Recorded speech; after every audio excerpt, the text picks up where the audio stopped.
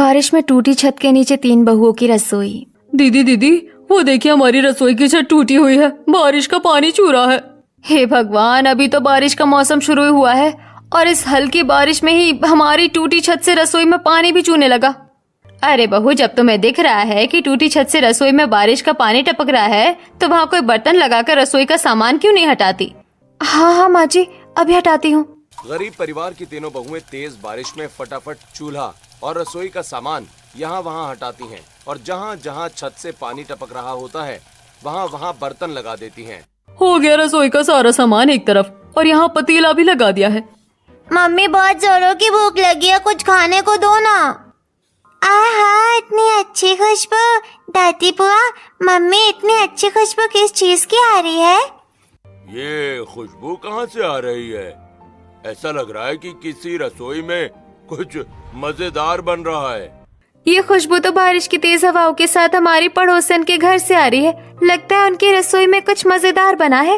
Mummy, आप लोग ना ऐसे कुछ टेस्टी खाना बनाइए। बेटी, आज नहीं फिर कभी कुछ खास खाना बना दूंगी। अभी तो सिर्फ रोटी और दाल ही बन पाएगी। नहीं मम्मी, चाची, दादी, बोलो ना मम्मी को कुछ अच्छा बनाने के लिए। क्या हुआ बहू, बना दो रसोई में कुछ अच्छा सा। वैसे भी बारिश का मौसम है, ठंडी ठंडी बारिश में गर्मा गर्म स्वादिष्ट खाना खाने से मजा ही आ जाएगा। पापा जी, रसोई में सिर्फ थोड़ा आटा और थोड़ी सी दाल बची है, अब इससे क्या स्वादिष्ट बनाऊंगी। नीलम की बात सुनकर पूरा परिवार चुप होकर एक साथ बैठ जाता है। वहीं नीलम चूल्हा जलाकर दाल चढ़ाती है और अनीता आटा निकालकर गूंथने लगती है। ये तो बहुत थोड़ा सा आटा है और दाल भी सिर्फ मुश्किल से कटोरी भर होगी। विशाखा, जरा 1 लोटा पानी देना, दाल में और पानी डाल देती हूँ। और अनीता, रोटियाँ थोड़ी पतली बेलना, समझ गई ना? समझ गई दीदी। नीलम पानी जैसी पतली दाल बनाती है, वहीं अनीता कागज की तरह पतली पतली रोटियां बेलकर सेकती है। ऐसे ही खाना खाकर तीनों बहुएं पूरे परिवार को परोसकर खुद भी खाने बैठ जाती हैं। अरे मम्मी, ये तो मेरी कॉपी के पन्ने से भी ज्यादा पतली रोटी बनाई है आपने। और भाभी, दाल में दाल डालना भूल गई थी क्या? सिर्फ हल्दी और नमक ही डाला है। पूरा परिवार कम से कम 1 रोटी और थोड़ी सी दाल खा पाए, इसलिए हमने पतली दाल और रोटी बनाई है, वरना किसी 2 के आधे पेट खाने जितनी ही दाल और रोटी बन पाती। जिसके 3 जवान बेटे हों, उसके घर की रसोई की छत टूटी हुई है, राशन नहीं है। कैसे नालायक बेटे जन्म दिए हैं मैंने। अरे क्यों हमारे बच्चों को कोसते हो? कम से कम हमारे सर पर छत और सामने 2 निवाला तो है। और ये छत और 2 निवाले के लिए मेरे तीनों बच्चे इस बारिश में भीगकर काम ढूंढ रहे होंगे। मेरे 2 बड़े बेटे तो अपने दोनों पाँव पर खड़े हैं, पर मेरा सबसे छोटा बेटा तो जन्म से अपाहिज है। वो न जाने इस बारिश में क्या कर रहा होगा, कहीं फिसलकर गिर गया तो बेचारा खुद से उठ भी नहीं पाएगा। शारदा की बात सुन पूरा परिवार दुखी हो जाता है। वहीं दूसरी तरफ अपाहिज अरुण तेज बारिश में एक बड़े कॉम्प्लेक्स की नाली को बांस से साफ कर रहा होता है। वहीं से थोड़ी दूर एक इंडस्ट्रियल एरिया में नीरज और विकास अपना साइकिल ठेला लेकर बारिश में खड़े होते हैं। अरे भैया, सुबह से दोपहर होने को है, हमें 1 रुपए का काम नहीं मिला। छोटे, तुझे तो पता है ना, बारिश में हम साइकिल ठेले वालों का धंधा कितना खराब हो जाता है। कोई फैक्ट्री, मिल या व्यापारी हमें कहीं माल पहुंचाने के लिए देता ही नहीं है। अब ऐसे में हमारा धंधा कैसे चलेगा? पर भैया, कुछ तो काम ढूंढना पड़ेगा ना। बिना काम ढूंढे हमारे घर में चूल्हा कैसे जलेगा? हाँ, बात तो तू सही कह रहा है। वो देख, उस फैक्ट्री का मालिक आ गया है। चल पूछते हैं उनसे। नीरज और विकास अपना ठेला लेकर धनंजय की गाड़ी के पास आते हैं। साहब, हम ठेले वाले हैं, आपका कोई माल कहीं पहुंचाना है या कहीं से कुछ लेकर आना है क्या? नहीं भाई, कोई माल लाना पहुंचाना नहीं है। साहब, सुबह से 1 रुपए का धंधा भी नहीं हुआ। कोई भी छोटा मोटा माल दे दीजिए, दूर भी होगा तो भी चलेगा, कम पैसे दीजिएगा तो भी चलेगा। अरे भाई, इतनी तेज बारिश में तुम्हारे ठेले पर माल भेजूंगा तो पूरा माल भीगकर खराब हो जाएगा। जाओ यहाँ से, कोई काम नहीं है। ए ड्राइवर, आगे बढ़ो। अब तो सभी फैक्ट्री वालों से पूछ लिया भैया, कहीं भी कोई काम नहीं मिला। लगता है आज खाली हाथ ही घर लौटना पड़ेगा। कल नीलम बता रही थी कि रसोई में मुट्ठी भर आटा और थोड़ी सी दाल बची है, वो तो आज दोपहर में बन गई होगी। अब रात में क्या होगा? विकास और नीरज उदास होकर अपने ठेले पर बैठ जाते हैं। तभी बैसाखी के सहारे अरुण कीचड़ से लथपथ अपने भाइयों के पास आता है। भैया भैया, मैंने आपकी बात सुन ली, उदास मत होइए। ये देखिए 50 रुपए का काम मिला था मुझे, रात के खाने का इंतजाम हो जाएगा इसमें। अरे हाँ, कम दाम का चावल और थोड़ी दाल और हल्दी वगैरह भी ले लेंगे। तीनों भाई शाम के 5 बजे तक दूसरे काम की तलाश में यहाँ वहाँ भटकते रहते हैं और कुछ काम न मिलने पर दोनों भाई अरुण के ठेले पर बैठकर एक पन्नी में थोड़े मोटे चावल लेकर घर के बाहर पहुँचते हैं। फिर बाहर ठेला खड़ा करके तीनों भाई ठंड से कांपते हुए घर के अंदर आते हैं। ये पापा चाचा आ गए। आप लोग खाने में क्या लेकर आए? जरूर कुछ मजेदार होगा ना, बहुत मजा आएगा। अरुण, तुम्हें कहीं चोट तो नहीं लगी ना? अरे नहीं, मुझे कोई चोट नहीं लगी है। इस पन्नी में थोड़ा चावल और थोड़ी दाल है। क्या हुआ बच्चों, तुम बड़े उदास लग रहे हो? माँ, हमें तो कोई काम ही नहीं मिला। सारा दिन ठेला लेकर यहाँ वहाँ भटकते रह गए हम। ये सामान भी अरुण के कमाए 50 रुपए से लेकर आए हैं। बेचारे की दवाइयों के पैसे भी घर के खाने में खर्च हो जाते हैं। चाचा, आप अपने दवाइयों के पैसे से हमारे लिए चावल लेकर आए हैं? नीचे आओ। अनीता के सहारे अरुण नीचे झुकता है, तभी पिंकी कूदकर अरुण के गाल पर एक पप्पी दे देती है। चाचा, आप हमारे लिए खाना लेकर आए, उसके लिए थैंक यू और सॉरी। हम कभी जिद नहीं करेंगे, पर आप अपने दवाइयों के पैसे से राशन मत लाया करिए। पिंकी की बात सुन तीनों भाई और पूरा परिवार भावुक हो जाता है, जिसके बाद तीनों भाई कपड़े बदलकर बच्चों के साथ खेलने लगते हैं। वहीं तीनों बहुएं बारिश में अपनी रसोई के टूटे छत के नीचे किसी तरह रात का खाना बनाती हैं और फिर पूरा परिवार साथ बैठकर खाना खाता है। ऐसे ही कुछ दिन बीतते हैं। रोज तीनों भाई बारिश में कमाने जाते हैं और काम ना मिलने पर निराश होकर घर लौटते हैं। और फिर एक दोपहर जब बारिश रुकती है। भाभी देखो, बारिश रुक गई और रसोई की टूटी छत से पानी भी नहीं टपक रहा है। जल्दी से खाना बना लीजिए। हाँ ननद जी, आप बिल्कुल सही कह रहे हैं। हम थोड़ी सब्जी और चावल बना लेते हैं। बहुत दिन बाद थोड़ी धूप निकली है, मैं घर के बिस्तर, चद्दर और कुछ कपड़े धूप में डाल आती हूँ। नीलम घर के बाहर बंधी रस्सी पर चादर कपड़े फैलाने लगती है। वहीं अनीता चावल साफ करती है और विशाखा चूल्हा जलाकर कढ़ाई में तेल डालकर सब्जियां काटने लगती है। तभी बाहर फिर से तेज बारिश शुरू हो जाती है और रसोई की टूटी छत से पानी सीधे गर्म तेल में गिरता है। तभी तेल छिड़ककर सीधे अनीता और विशाखा के हाथों पर पड़ता है। आई माँ, जल गई। अरे ये बारिश कब शुरू हो गई? हमारी रसोई की टूटी छत से पानी गर्म तेल में गिर गया। विशाखा अनीता की आवाज सुन सभी के कान खड़े हो जाते हैं। वही कपड़े फैला रही नीलम दौड़कर घर में आती है और गर्म तेल की कढ़ाई को एक थाली से ढक देती है। तभी पसीने और बारिश से भीगे तीनों भाई घर आते हैं। कहाँ ध्यान है आप दोनों का? बड़ी भाभी, छोटी भाभी की गलती नहीं है। अचानक से बारिश शुरू हो गई और रसोई की छत से पानी सीधे गरम तेल की कढ़ाई में गिरा और गरम तेल छटक कर भाभीियों के हाथ पर। विशाखा, गरीबी में आटा गीला करने का काम मत करो। तुम दोनों ज्यादा जले तो नहीं? कुछ नहीं हुआ हमें। माना तुम तीनों भाइयों की कुछ खास कमाई नहीं होती है, पर कुछ करके रसोई की छत क्यों नहीं बनवा देते? पहले भी बहुओं ने तुमसे रसोई की छत बनवाने के लिए कहा था, उस समय भी तुम भाइयों ने छत नहीं बनवाई। माँ, आज थोड़ी धूप निकली तो हम तीनों भाइयों को एक साथ छोटा मोटा काम मिला, वरना हमें बारिश में काम ही कहाँ मिलता है।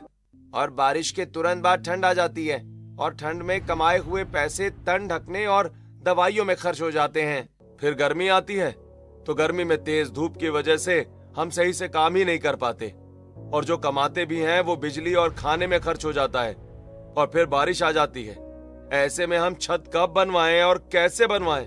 हमें बस गरम तेल के थोड़े से छींटे पड़े हैं। आज बहुत दिनों बाद आप लोगों की कमाई हुई है। लाइए पैसे दीजिए, घर का कुछ राशन ले लेंगे और कुछ दूसरे जरूरी सामान भी लेने हैं। बच्चों की कुछ कॉपियाँ भी लेनी है। छत की चिंता मत कीजिए आप लोग, मेरे पास एक जुगाड़ है। प्रीति, जरा हमारे घर का छाता देना, मैं उसे धागे से बांधकर ठीक कर देती हूँ। फिर रसोई में छाता खोलकर बैठ जाऊंगी। अनीता और विशाखा फटाफट खाना बना लेंगी। तीनों भाइयों के 100-100 रुपए लेकर अनीता एक डिब्बे में रख देती है। वहीं नीलम घर के टूटे हुए छातों की सुई धागे से मरम्मत करती है और छाता खोलकर रसोई में बैठ जाती है। वहीं अनीता कढ़ाई में सब्जी छौंककर खाना बनाना शुरू करती है। अनीता, और कितना देर लगेगा खाना बनाने में? दीदी, अभी तो सब्जी डाली है, कम से कम आधा घंटा तो लगेगा ही। फिर चावल भी बनाने हैं। आधा घंटा? मेरे हाथ में तो अभी से दर्द शुरू हो गया। और विशाखा तो घर के बाहर मेरे फैलाए भीगे कपड़े लेने गई है, फिर बच्चों को भी संभालना है। नीलम इतना सोच रही होती है कि तभी कंधे में दर्द होने की वजह से नीलम का हाथ कांपने लगता है। वहीं कढ़ाई से निकल रही गर्म भाप से नीलम के हाथ भी जलने लगते हैं। क्या हुआ नीलम दीदी, आपके हाथ क्यों कांप रहा है? कुछ परेशानी है क्या? अरे बहू, आधा घंटा होने वाला है। बहू छाता लेकर बैठी हुई है, उसके हाथ तो कांपेंगे ही, ऊपर से गर्म भाप से उसके हाथ भी जल रहे होंगे, है ना बहू? हाँ पापा जी। अरे दीदी, आप पागल हो गए हैं क्या? अगर आपको इतनी परेशानी हो रही थी तो पहले बताना चाहिए था ना। हटाइए अपना छाता, बंद कीजिए, मैं चूल्हे से कढ़ाई उतार देती हूँ। अरे बहू, चूल्हे से कढ़ाई उतार देगी तो सब्जी कच्ची रह जाएगी और खाना कैसे बनेगा? मेरे पास एक जुगाड़ है। ऐसा करते हैं, छाते को एक डंडे से बांधकर रसोई में डंडा खड़ा कर देते हैं, फिर किसी को छाता पकड़कर बैठना नहीं पड़ेगा। इतना कहकर विशाखा एक पतले डंडे में छाता मजबूती से बांध देती है और रसोई में रखे कुछ राशन के डिब्बों के बीच डंडा गाड़कर खड़ा कर देती है। लेकिन थोड़ी देर में चूल्हे से निकल रहा काला धुआं छाते में भर जाता है और धुएं की वजह से अनीता की आंखें जलने लगती हैं। दीदी जल्दी छाता हटाइए, चूल्हे का धुआं इकट्ठा होकर आंखों में लग रहा है। बारिश में चल रही हवाओं की वजह से घर में चूल्हे का धुआं रुक नहीं रहा था और छाते की वजह से सारा चूल्हे का धुआं मम्मी के सिर पर इकट्ठा हो गया है, जिससे मम्मी की आंखें जलने लगी। नीलम डंडे में लगा छाता निकालकर डंडा और छाता अपनी जगह पर रख देती है। इतनी देर में खाना बन जाता है और तीनों बहुएं पूरे परिवार को खाना परोसती हैं। अनीता, हमें माफ कर दो, हम तुम्हारे लिए अच्छी रसोई तो क्या, रसोई की छत तक नहीं बनवा पा रहे हैं। अरुण, तुम परेशान मत हो, हम तीनों बहुएं इसका कोई जुगाड़ ढूंढ लेंगी। आप लोग घर के दूसरे खर्चों पर ध्यान दीजिए। ऐसे ही कुछ दिन बीतते हैं और एक शाम हल्की बारिश में तीनों बहुएं सब्जी मंडी में सब्जी वाले से सब्जियां खरीद रही होती हैं।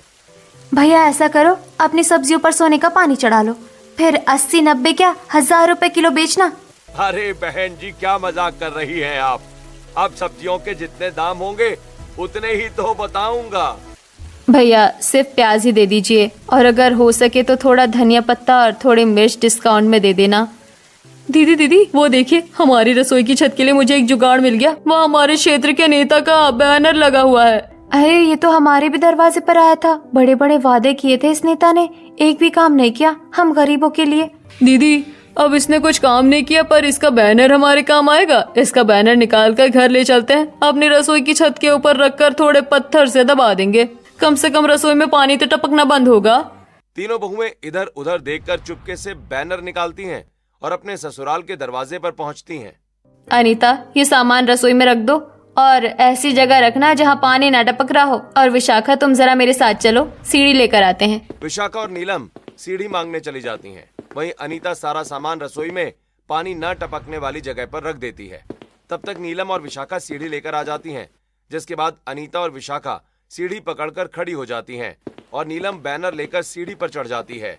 अरे अनीता, विशाखा, जरा सही से सीढ़ी पकड़ना, नहीं तो मेरी कमर टूट जाएगी नीचे गिरकर। दीदी घबराइए नहीं, हम दोनों ने अच्छे से सीढ़ी पकड़ रखी है, आप बस सही से छत ढककर आराम से उतर जाइए। नीलम अपनी पुआल से बनी छत पर बैनर बिछाती है और कुछ पत्थर के टुकड़े से बैनर दबाकर नीचे उतरने लगती है कि तभी नीलम लड़खड़ाकर विशाखा और अनीता के ऊपर गिर पड़ती है। अरे दीदी, आपने तो मेरी कमर ही तोड़ दी और कीचड़ कीचड़ कर दिया। हाँ दीदी, ऐसा लग रहा है कि अब खड़ी नहीं हो पाऊंगी। चुप करो तुम दोनों, चुपचाप खड़ी हो जाओ। हमारा घर है ही कितना ऊंचा कि तुम दोनों की कमर टूट जाएगी। कीचड़ में सनी तीनों बहुएं कमर पकड़कर खड़ी होती हैं। तभी प्रीति वहां आकर, भाभी बहुत दिन हो गए हम चारों ने बारिश में नहा नहीं है, अब आप लोग भी भीगी गई है, नहाना तो आपको है ही, क्यों ना बारिश में ही नहा लिया जाए। तीनों बहुएं अपनी ननद के साथ बारिश में नहाने लगती हैं। वहीं घर के बच्चे भी बारिश में आकर नहाने लगते हैं।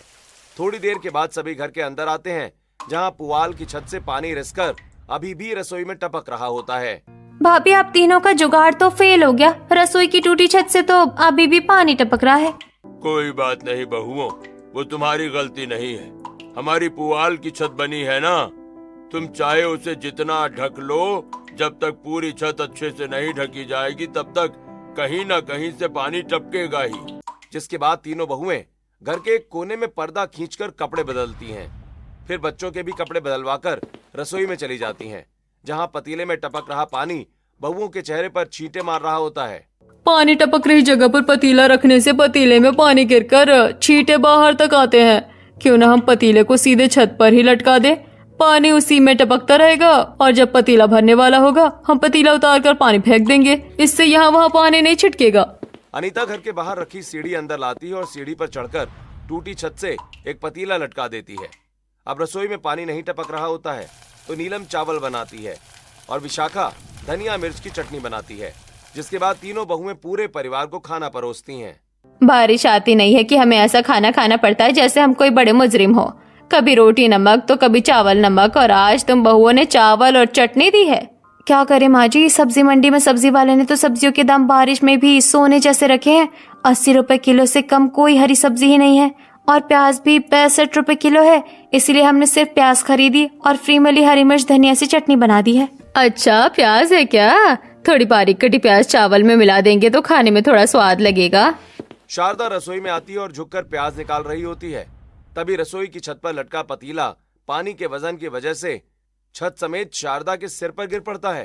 तभी शारदा सिर पकड़कर दर्द से रसोई में बैठ जाती है। वहीं रसोई की छत में बड़ा गड्ढा हो जाता है और पूरी रसोई में बारिश का पानी आने लगता है। हे राम, मेरा तो सर ही फूट गया। वो देखो, दादी के सिर पर मम्मी का टांगा पतीला गिर गया और साथ में छत भी।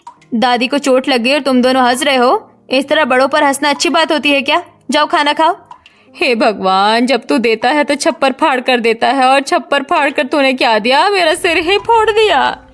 समझ गए हम, तुम्हें इतनी जोर से क्यों लगी है। चलो आओ खाना खा लो। खाना खाने के बाद मैं तुम्हारे सिर पर गरम पट्टी कर दूंगा। आओ।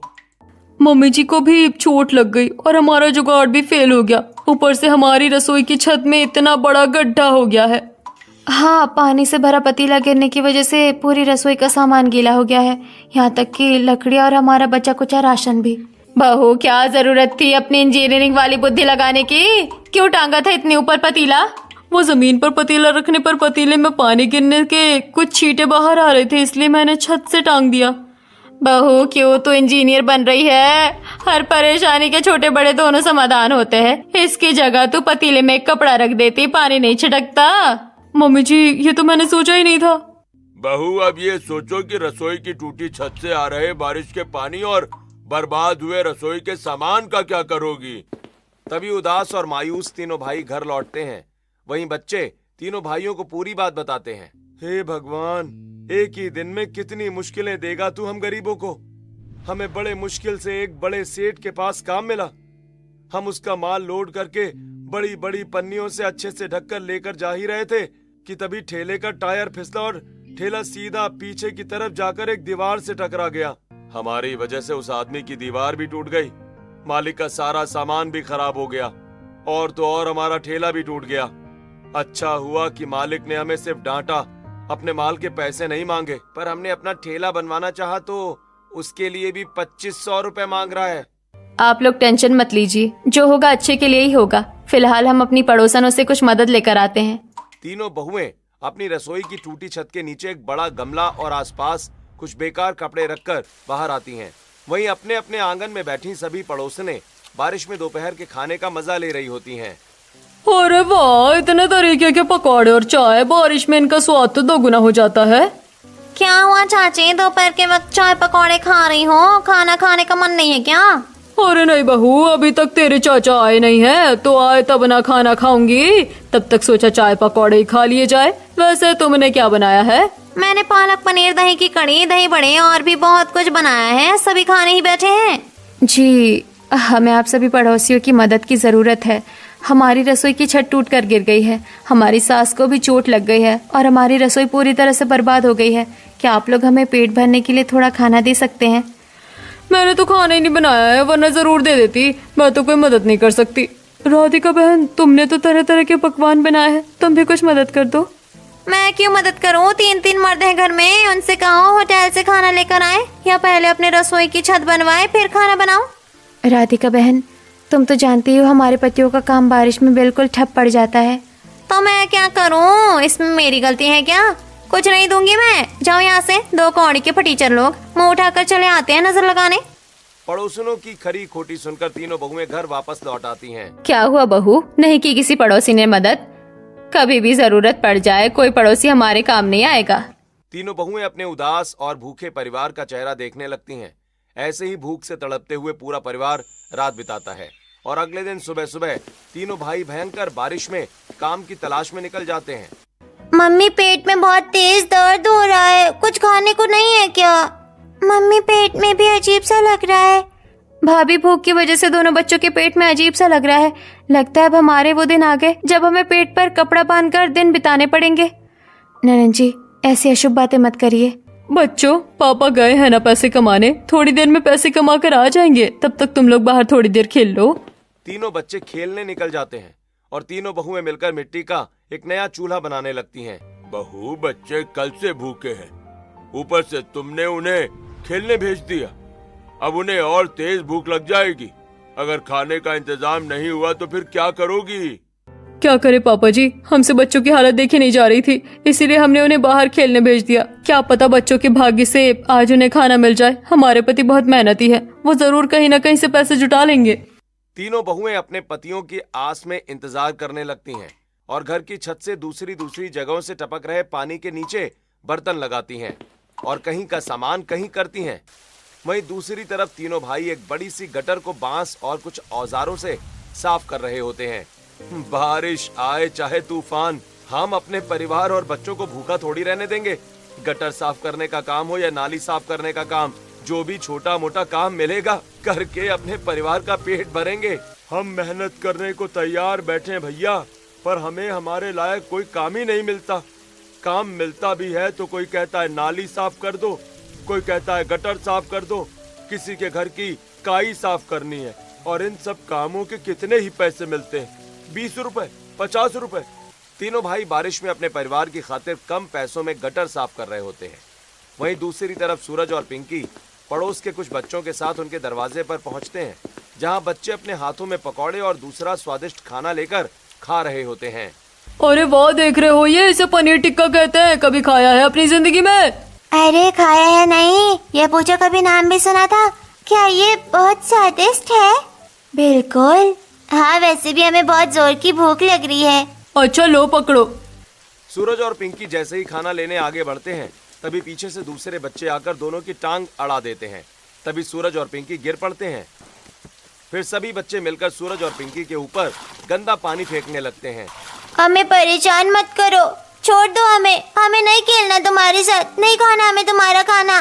तुम जैसे भिखारी के बच्चे ये सब खा भी नहीं सकते। भिखारी कहीं के, घर की रसोई में छत टूटी हुई है और पकवान खाने हैं। जाकर पहले अपने मम्मी पापा को बोल रसोई बनवाने, भिखारी कहीं के। बच्चों के भिखारी कहने पर सूरज और पिंकी जोर जोर से रोते हुए अपने हाथ पैर की खरोंच देखते हुए घर की तरफ जा रहे होते हैं। तभी रास्ते में पनीर के पराठे लिए राधिका दोनों को रोकती है। क्या हुआ बच्चों, तुम दोनों रो क्यों रहे हो? उन बदमाश बच्चों ने हमें चिढ़ाया, हमें गिराया, हमारे ऊपर गंदा पानी फेंका और हमें भिखारी भी कह रहे थे। बच्चों, तुम लोग तो बहुत अच्छे हो। ये लो आंटी, तुम लोगों के लिए पनीर के पराठे लाई हैं, इसे खा लो। 2 दिनों से भूखे सूरज और पिंकी खराब फफूंदी लगे पनीर के पराठे बड़े चाव से खाते हैं और हंसते मुस्कुराते अपने घर की तरफ लौटते हैं। हे भगवान, ये तुम दोनों ने क्या हालत बना रखी है। तुम्हें चोट कैसे लगी, और ये चोट लगने के बाद भी तुम इतना मुस्कुरा क्यों रहे हो? पहले तो हम रो रहे थे, पर फिर राधिका आंटी ने हमें पनीर के पराठे खिलाए, इसलिए अभी हम हंस रहे हैं क्योंकि हमारा पेट भर गया है। राधिका आंटी ने खिलाए? हे भगवान, वो कब से हमारे बच्चों पर ममता लुटाने लगी? जरूर कुछ गड़बड़ है। नीलम की बात पूरी होते ही सूरज और पिंकी को उल्टियां होने लगती हैं। तभी तीनों भाई घर लौटते हैं। अरे बच्चों, क्या हुआ तुम्हें? हाँ, क्या हुआ इन्हें? चाचा, मेरा सिर घूम रहा है, गले में बहुत जलन हो रही है। इतना कहते ही सूरज और पिंकी तुरंत बेहोश हो जाते हैं। वहीं नीरज और विकास बिना समय गंवाए अपने बच्चों को गोद में उठाकर अपनी पत्नियों के साथ सीधे अस्पताल दौड़ते हैं। साथ में अरुण और अनीता भी अस्पताल आते हैं। देखिए, घबराइए नहीं, आपके बच्चों को ज्यादा कुछ नहीं हुआ है, छोटी सी फूड पॉइजनिंग है। लेकिन ध्यान रखा करिए, बच्चों को खराब खाना मत खिलाया करिए। क्या जरूरत थी आप लोगों को बच्चों को खराब खाना खिलाने की?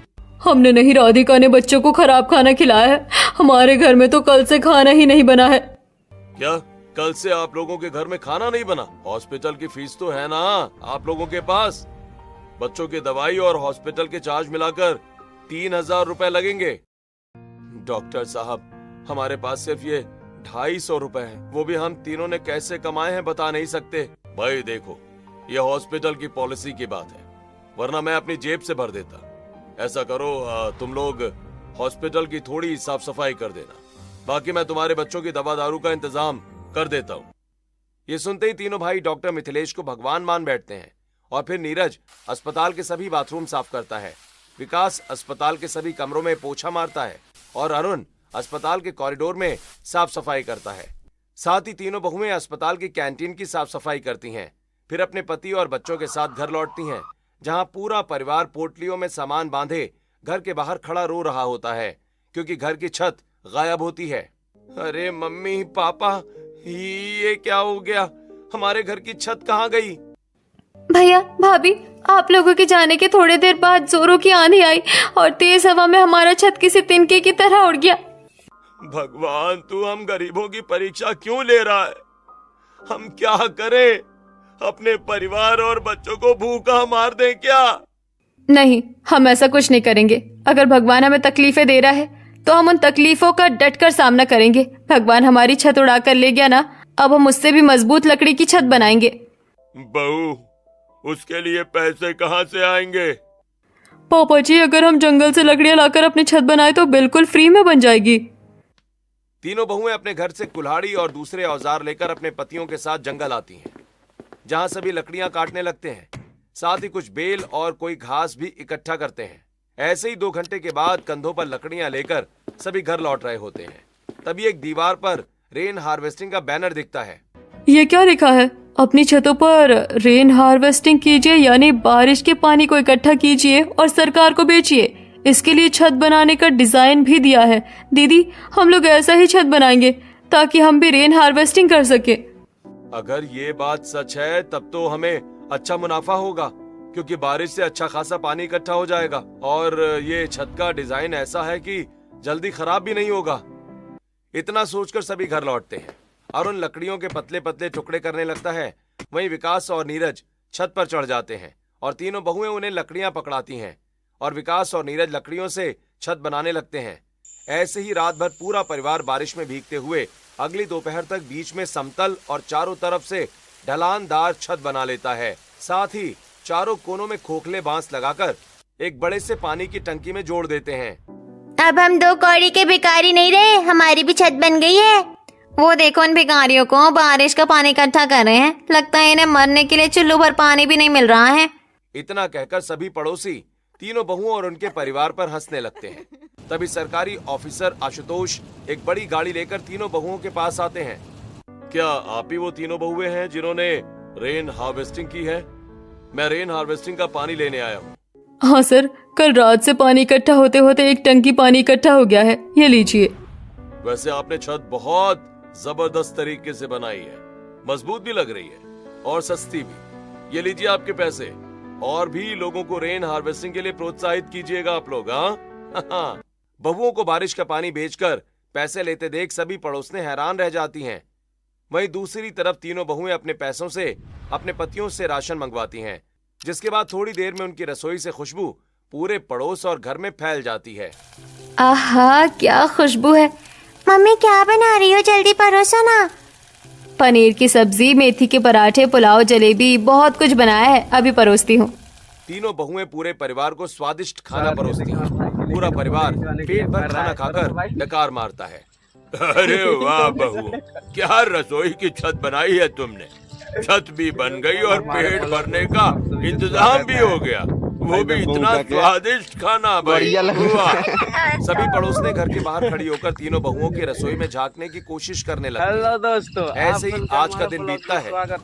अगले दिन सरकारी ऑफिसर आशुतोष दोबारा आते हैं और टंकी में इकट्ठा रेन हार्वेस्टिंग का पानी गाड़ी पर लोड करवाने लगते हैं। तभी कुछ पड़ोसने भी वहाँ आ जाती हैं। सर, हम भी ये बारिश का पानी इकट्ठा करके आपको बेचना चाहते हैं, ये कैसे करते हैं? देखिए, आप एक इंजीनियर हायर करके ऐसी छत बनवा लीजिए, लेकिन वो काफी महंगी होती है और उसका मेंटेनेंस का खर्च भी आता है।